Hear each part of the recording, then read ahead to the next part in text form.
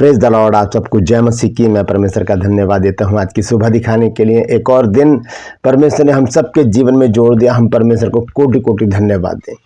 एक नया संदेश लेकर मैं आपका दोस्त पास्टर राजमसी आपके सम्मुख को उपस्थित हूं और आप देख रहे हैं मेरा यूट्यूब चैनल जिसका नाम है ब्रदर राजमसी। मैं आपसे गुजारिश करता हूं मेरे इस चैनल को सब्सक्राइब कीजिए, बेल आइकन को दबाइए ताकि नोटिफिकेशन आपके पास पहुंचे। नया वीडियो, नई जानकारी बिना व्यवधान बिना रुकावट के आपके पास पहुंच जाए। मेरे वीडियोस को लाइक कीजिए और शेयर कीजिए और कमेंट्स बॉक्स में आकर मुझसे ज़रूर बातचीत कीजिए। Praise the Lord. आज का संदेश जो है वो है एक ऐसी चीज़ है हमारी लाइफ में, मनुष्य की लाइफ में, हम अपने जीवन में एक ऐसी चीज़ को यूज़ करते हैं, वो एक प्रवृत्ति कह सकते हैं, उसको आदत कह सकते हैं। और वो चीज़ अगर निकल जाए हमारी ज़िंदगी से तो हमें स्वर्ग जाने से कोई भी रोक नहीं सकता। और यही एक आदत बहुत बड़ा रोड़ा जिसे कहते हैं या रुकावट जिसे कहते हैं हमारे स्वर्गीय रास्ते में है। बहुत बड़ी रुकावट है ये। इसे हमें निकालना पड़ेगा, क्योंकि अगर नहीं निकाला तो फिर हमारा कहीं भी कोई भी इंतज़ाम नहीं है कि हम स्वर्ग जाएं। कोई भी कुछ नहीं कर सकता, ना प्रभु यीशु मसीह ना हम खुद, क्योंकि ये ऐसी एक आदत है जो इंसान को परमेश्वर से अलग कर देती है। बाइबल इस बारे में क्या बताती है, हम इसी विषय पर आज बातचीत करेंगे, क्योंकि आज का जो संदेश है वो है कि एक काम खोल देगा स्वर्ग के द्वार। एक काम खोल देगा स्वर्ग के द्वार। तो क्या करना है हमको, देखते हैं आज इस वचन को। पूरा संदेश सुनिए और इसे शेयर भी कीजिए ताकि और भी लोग इन बातों को जान सकें। ट्रू प्रश्न में आज का सवाल है कि राजा हेरोदेस का एक भाई था जो कलीसिया का सदस्य था। क्या नाम था उसका? जानते हैं तो कमेंट्स में लिख दीजिए, नहीं तो डिस्क्रिप्शन में आपको इस सवाल का जवाब मिल जाएगा। प्रेरितों के काम की पुस्तक से ये सवाल मैंने लिया है। ये मेरा नंबर है और अगर आप चाहते हैं हमारे बाइबल कॉलेज की बुक्स परचेज करना तो इस नंबर पर मुझे व्हाट्सएप मैसेज कीजिए और लिखिए कि मुझे आपकी पुस्तक चाहिए। पूरी जानकारी उसी समय आपको मिल जाएगी। और मैं गुजारिश करता हूँ कि जो हमारा जो ड्रीम है, जो दर्शन है, उसे पूरा करने के लिए मदद सहायता करें।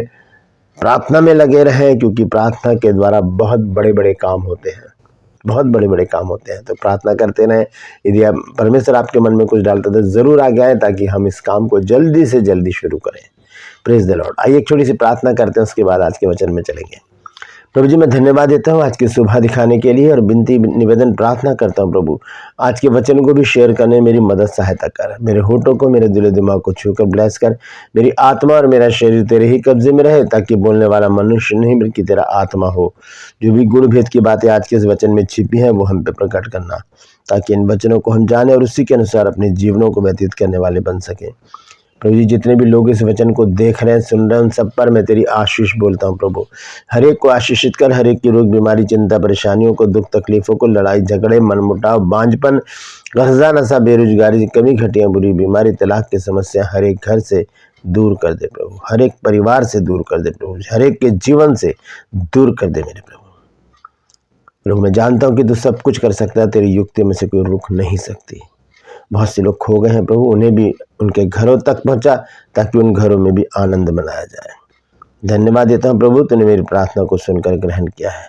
प्रभु यीशु मसीह के नाम से मांगता हूं, आमीन। Praise the Lord. तो आइए आज के संदेश को शुरू करेंगे। संदेश से एक काम खोल सकता है स्वर्ग के दरवाजे, क्योंकि स्वर्ग तो हर एक कोई जाना चाहता है। तो अगर पूछें किसी से कि भाई आप स्वर्ग जाना चाहते हैं या नरक, तो सीधा सा जवाब मिलेगा स्वर्ग। हर एक कोई स्वर्ग जाना चाहता है, लेकिन वहाँ जाने के लिए रास्ते हैं। रास्ते, बिना रास्ते के हम मंजिल तक नहीं पहुँच सकते हैं। उन रास्तों से गुजरना पड़ेगा, उस मार्ग को हमें चुनना पड़ेगा जो हमें स्वर्ग तक पहुँचाती है। अगर हमें किसी गंतव्य पर जाना है, कहीं जाना है, अगर हमें मान लीजिए दिल्ली में है हम और हमें जयपुर जाना है, तो हमें वहाँ का जो है व्हीकल लेना पड़ेगा। बस या अपनी गाड़ी हो या ट्रेन हो या फ्लाइट हो, जाना पड़ेगा। वो रास्ता हमको अपनाना पड़ेगा ताकि हम जयपुर पहुँचें। हम जयपुर जाने के रास्ते को छोड़कर अगर हम अजमेर या हम बॉम्बे वाले रास्ते में चले जाएं तो हम भटक जाएंगे, हम जयपुर नहीं पहुँच पाएंगे। तो स्वर्ग जाने का भी रास्ता है और उस रास्ते पर चलने के लिए हमें करना क्या है, इस वचन पर आज बातचीत करेंगे। आइए सबसे पहले हम देखते हैं इफिसियों की पत्री और उसका 4 अध्याय और उसका 31 पद। यहाँ लिखा है, सब प्रकार की कड़वाहट और प्रकोप और क्रोध और कलह और निंदा सब बैर भाव समेत तुमसे दूर किए जाए। यहाँ पे देखिए 6 बातें लिखी हैं। इनमें से एक बात ऐसी है जो हमारे जीवन में होती ज़रूर है, जो इजरायलियों के जीवन में भी थी और हर एक मनुष्य के जीवन में होती ज़रूर है। जिसके जीवन में नहीं होती तो उसके लिए तो परमेश्वर को मैं धन्यवाद देता हूँ कि वो बहुत ही हम्बल है, बहुत ही पोलाइट है, वो प्रभु यीशु मसीह के समान बनने के का प्रयास कर रहा है। लेकिन सब प्रकार की कड़वाहट, दोस्तों कड़वाहट जो है हमारे जीवन में जहर घोल देती है, जहर घोल देती है। कड़वाहट से जब हम निकलते हैं बाहर तभी हम सही रास्ते पर आएंगे, नहीं तो कड़वाहट हमें धीरे धीरे धीरे धीरे धीरे धीरे घोलती चली जा रही है। हमारे मन में जो कड़वाहट होती है दूसरों के प्रति, जो चिड़चिड़ापन होता है, जो क्रोध होता है, ये कड़वाहट बहुत सारी चीज़ों को हमारे जीवन में लेकर आती है। दुश्मनी को लेकर आती है, क्रोध को लेकर आती है, गालियों को, झगड़ों को लेकर आती है। ये कड़वाहट ऐसी है, ये हमें क्रोध से भर देती है। और जब हम इस कड़वाहट के मारे, क्रोध से जब हम भर जाते हैं, तब हमारे शरीर से बहुत सारे काम ऐसे हो जाते हैं जो परमेश्वर की दृष्टि में, समाज की दृष्टि में सही नहीं है, सही नहीं है। ये कड़वाहट हमें कहाँ से कहाँ पहुँचा देती है। ये कड़वाहट सबसे बड़ा रोड़ा है स्वर्ग के रास्ते में। इस कड़वाहट को हमको निकालने की ज़रूरत है। ये कड़वाहट एक मैल की तरह है हमारे शरीर में, हमारे जीवन में, हमारे आत्मा में। इस कड़वाहट के कारण ही हम बहुत सी आशीषों से वंचित हो जाते हैं, बहुत से ऐसे वरदानों से, आत्मिक फलों से वंचित हो जाते हैं जो परमेश्वर हमें देना चाहता है। हम कड़वाहट लेकर जीवित नहीं रह सकते। ये कड़वाहट हमें घोलती चली जाती है, ये हमें बीमार डाल देती है, हमें चिंता में, डिप्रेशन में डाल देती है और हम बहुत ज़्यादा परेशानी में रहने लगते हैं। क्योंकि वो चीज़ शैतान ने क्या की है, कड़वाहट हमारे मन में डाल दी है। किसी के भी प्रति वो हो सकती है, चाहे वो रिश्तेदार हो, दोस्त हो, आस पड़ोस वाले हों, कोई साथ में रहने वाले हो, कनीग हो, या कोई भी हो, किसी के भी प्रति शैतान हमारे मन में एक कड़वाहट को डाल दे। कड़वाहट का बीज अगर उसने डाल दिया आपके मन में तो बड़ी प्रॉब्लम खड़ी कर सकता है, बहुत बड़ी प्रॉब्लम। क्योंकि ये कड़वाहट का मैल धीरे धीरे धीरे धीरे बढ़ता है और फिर हमारे सारे जीवन को तहस नहस कर देता है। तो दोस्तों हमें इस कड़वाहट से बचने की ज़रूरत है। करना क्या है, ये एक वचन हम देखेंगे याकूब की पत्री 1 अध्याय और उसका 21 पद। परमेश्वर का वचन कहता है कि इसलिए सारी मलिनता और बैर भाव की बढ़ती को दूर करके उस वचन को नम्रता से ग्रहण कर लो जो हृदय में बोया गया और जो तुम्हारे प्राणों का उद्धार कर सकता है। ठीक है कि सारी मलिनता, मलिनता किसको कहते हैं, मैल को। जो मैल, ये कड़वाहट के द्वारा जो मैल हमारे अंदर आ गया है, हमारे हृदय में, हमारे मन में, हमारे शरीर में, हमारी आत्मा में, हमारे जीवन में जो मैल आ गया है, जो कड़वाहट हमें लोगों से दूर कर रही है, हमारी पहचान को खराब कर रही है, उस कड़वाहट के विषय में कहा गया है कि सारी मलिनता और बैर भाव की बढ़ती को दूर कर दें। और लिखा है दूर करके उस वचन को नम्रता से ग्रहण कर लें जो हृदय में बोया गया और जो तुम्हारे प्राणों को उद्धार कर सकता है। ये वचन काम ही नहीं करेगा जब तक हम कड़वाहट में रहेंगे। वचन सुनने का या पढ़ने का मन ही नहीं करेगा, बस मन में कड़वाहट भरी है। तो किसी के भी प्रति, कोई भी हो, हमें इस कड़वाहट को अपने जीवन से निकालने की ज़रूरत है। दोस्तों बहुत ज़रूरी है कि हम इस कड़वाहट को अपने जीवन से निकालें। देखिए करना क्या है, आइए एक वचन देखते हैं, फिलिप 4 अध्याय और उसका 4 पद। बहुत ही फेमस आयत है। संत पौलुस यहाँ पर कहते हैं कि प्रभु में सदा आनंदित रहो।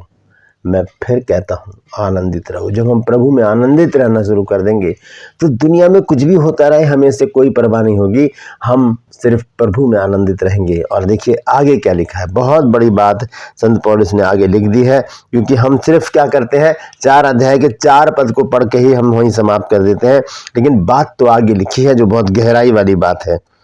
फिलिपियों जब 4 अध्याय के हम 4 पद को पढ़ते हैं तो आगे देखिए क्या लिखा है, प्रभु में सदा आनंदित रहो। मैं फिर कहता हूं आनंदित रहो, लेकिन 5 पद में संत पौलुस एक बहुत बड़ी बात हमको बताते हैं। वो कहते हैं तुम्हारी कोमलता सब मनुष्यों पर प्रकट हो।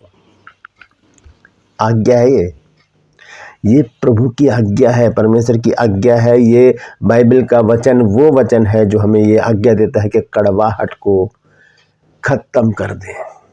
हमारी कोमलता सब मनुष्य पर प्रकट हो। कोमलता का मतलब हम मृदुभाव हो जाते हैं, बहुत पोलाइट बोलते हैं अपनों से, सिर्फ अपनों से। एक गाना हम गाते हैं ना, अपनों को तो इस दुनिया में सब प्यार करते हैं,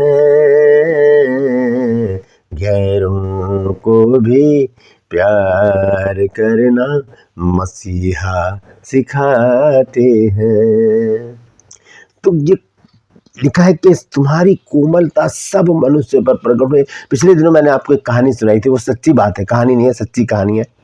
मैं जा रहा था अपनी सिस्टर के साथ, बड़ी सिस्टर, हम दोनों बातें करते हुए जा रहे थे। बहुत चौड़ा रोड था, 33 फुट का रोड था वो, और वहाँ से हम जा रहे थे तो पीछे से कोई साइकिल पे घंटी बजाया टन टन टन टन करके, और हम जा रहे हैं बातें करते हुए, लेकिन बिल्कुल पास आ गया, घंटी बजाए जा रहे हैं, बजाए जा रहे हैं, बजाए जा रहे हैं।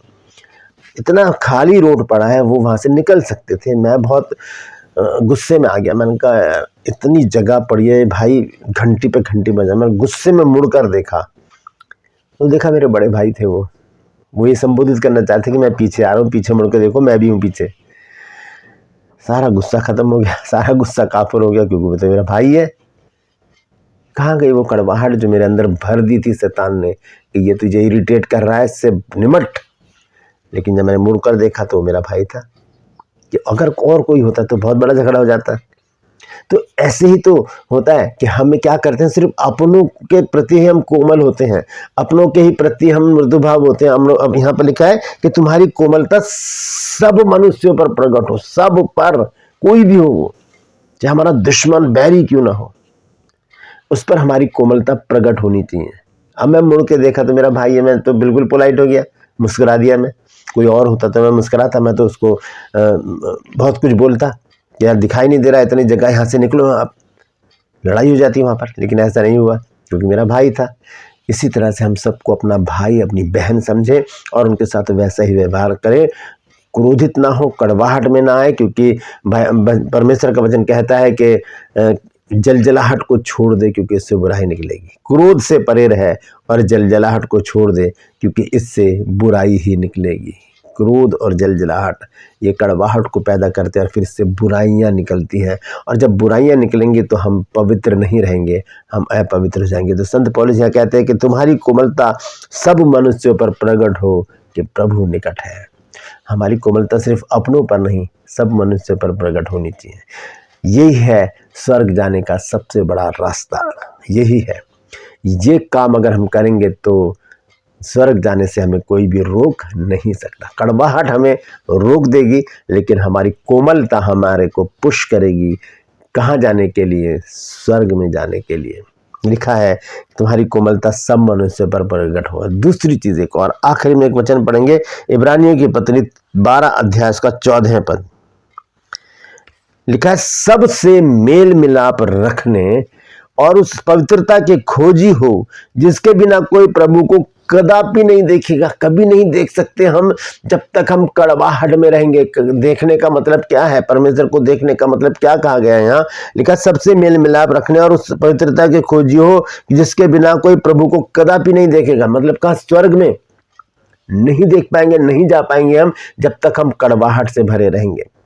हमें कोमलता दिखानी है। लिखा सबसे मेल मिलाप रखना। सब मतलब सब आ गए उसमें, हमारे दुश्मन, बैरी, दोस्त, सगे संबंधी, भाई बहन, माता पिता और जो भी कोई है जिनसे हमारे संपर्क हैं, वो सब, उन सब के साथ मेल मिलाप रखना पड़ेगा अगर हमें स्वर्ग जाना है। तो ये वो रास्ता है दोस्तों जो हमें स्वर्ग पहुंचा सकता है। यही वो काम है जिसके लिए स्वर्ग के दरवाजे ऐसे करके हमारे लिए खुल जाएंगे।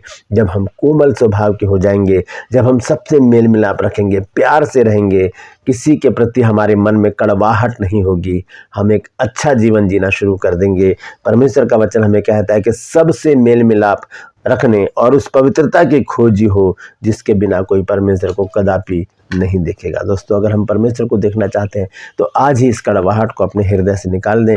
कोई भी है उसको क्षमा कर दें, माफ़ कर दें। पतरस ने एक बार प्रभु यीशु मसीह से पूछा कि यदि मेरा भाई अपराध करता रहे तो मैं उसे कितनी बार माफ़ करूँगी। यीशु मसीह ने कहा, मैं ये नहीं कहता कि 7 बार माफ़ कर, मैं कहता हूँ 7 बार के 70 बार गुना माफ़ कर। बहुत बड़ी गिनती इसकी बनती है। तो माफ़ करने का जो एक स्वभाव है वो प्रभु यीशु मसीह से हमको मिलता है। तो किसी के भी प्रति कड़वाहट है तो आज उसे माफ़ कर दीजिए, माफ़ कर दीजिए उसको, और अपने हाथों को उठा के प्रभु से कहिए, प्रभु मैं हर एक को जो मेरे प्रति अपने मन में द्वेष पाले हुए, दुश्मनी पाले हुए, मैं उसे माफ़ करता हूँ प्रभु, ताकि तू भी मुझे माफ़ कर। क्योंकि प्रभु तूने वचन में कहा है कि पहले अपने अपराधियों को क्षमा करो ताकि तुम्हारे अपराध भी क्षमा किए जाएं। परमपिता परमेश्वर, मैं सबको माफ़ करता हूँ और आज से मेरा जीवन कोमलता से भरा हुआ होगा। मेरी कोमलता सब मनुष्य पर प्रकट होगी और मैं सबसे मेल मिलाप रखने की पूरी कोशिश करूँगा, पूरी कोशिश करूँगी। यीशु के नाम से मांगते हैं, आमीन। दोस्तों, ये बहुत सरल रास्ता है और कुछ भी नहीं करना, कोई मेहनत मशक्क़त नहीं करनी, बस अपने स्वभाव में थोड़ी सी तब्दीली लानी है। और करना क्या है, अपनी कठोरता को, अपने चिड़चिड़ेपन को और अपनी कड़वाहट को दूर करके कोमलता और मेल मिलाप को लेकर आना है, ताकि हम परमेश्वर के साथ स्वर्ग में रह सकें। Praise the Lord. परमेश्वर इन वचनों के द्वारा हम सबको आशीष दे। यदि आज आपने कुछ नया सीखा है तो कमेंट्स में ज़रूर लिखिए और इस वचन को शेयर कीजिए ताकि और भी लोग इन बातों को जान सकें। ट्रू पल्स में आज का सवाल है कि राजा हेरोदेस का एक भाई था जो कलीसिया का सदस्य था, उसका क्या नाम था? जानते हैं तो कमेंट्स में लिख दीजिए, नहीं तो डिस्क्रिप्शन में आपको इस सवाल का जवाब मिल जाएगा। ये मेरा नंबर है, अगर आप चाहते हैं हमारे बाइबल कॉलेज की बुक परचेज़ करना तो इस नंबर पर मुझे व्हाट्सएप कीजिए और कहिए कि मुझे बुक्स चाहिए। पूरी जानकारी उसी समय आपको मिल जाएगी। मैं आपसे गुजारिश करता हूं कि मेरे इन चैनल्स को सब्सक्राइब कीजिए, बेल आइकन को दबाइए ताकि नोटिफिकेशन आपके पास पहुंचे, नया वीडियो, नई जानकारी बिना व्यवधान, बिना रुकावट के आपके पास पहुंच जाए। मेरे वीडियोस को लाइक कीजिए और शेयर कीजिए और कमेंट्स बॉक्स में आकर मुझसे ज़रूर बातचीत कीजिए। Praise the Lord. आज के लिए बस इतना ही, फिर मिलूंगा एक नए संदेश के साथ, एक नया वीडियो लेकर। तब तक के लिए मुझे इजाज़त दीजिए, लेकिन अपना और अपनों का ख्याल रखें और कोमल स्वभाव के बन जाइए ताकि स्वर्ग के रास्ते ऐसे करके खुल जाए। Praise the Lord. परमेश्वर आप सबको आशीष दे।